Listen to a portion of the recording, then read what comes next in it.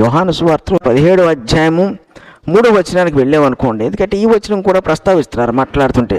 అద్వితీయ సత్యదేవుడు అయిన నిన్నును నీవు పంపిన యేసుక్రీస్తుని ఎరుగటే నిత్య జీవము. కాబట్టి అద్వితీయ అయిన సత్యదేవుడు ఎవరు అంటే తండ్రి అంటున్నారు. ఇందాక మనం తిమోతిలో చూసుకున్నాం. శ్రీమంతుడు అద్వితీయుడు అంటే ఎవరు అంటే దేవుడు, థియాస్.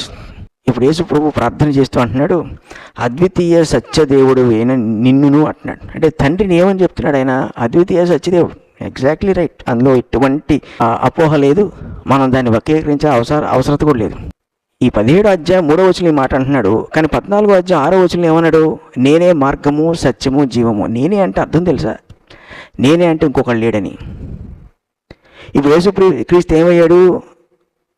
అద్వితీయ సత్యవంతుడు కాలేదా? అంటే అక్కడ నేనే సత్యము అని, ఇక్కడ అద్వితీయ సత్యదేవుడు నువ్వు అని తండ్రిని అనడంలో ఆయన మనల్ని మోసం చేయాలనుకుంటున్నాడా, లేదా ఆయనకు అర్థం కాక మాట్లాడుతున్నాడా? సో నేనే అన్నప్పుడు అర్థము ఎక్కడికి వెళ్ళిపోద్ది అంటే నిర్గమకాండము మన 3వ అధ్యాయంలోకి వెళ్ళిపోవాలి.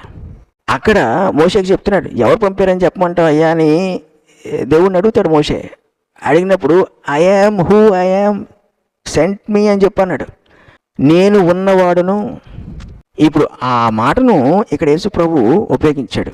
నేనే, అయాం అంటే అర్థం నేనే. యోహాను సువార్తలో 7 సార్లు కనబడుద్ది నేనే అన్న పదం. అబ్రహాముకు ముందుగా ఉన్నవాడిని నేనే, నేనే మార్గము, నేనే సత్యము, నేనే జీవము అంటే ఇంకెవరు లేరు. అలా చెప్పడం వల్ల ఆయన తండ్రిని తీసేస్తున్నట్ట లెక్కలోంచి, లేకపోతే ఆయన తండ్రి సమానుడు అని చెప్తున్నాడా?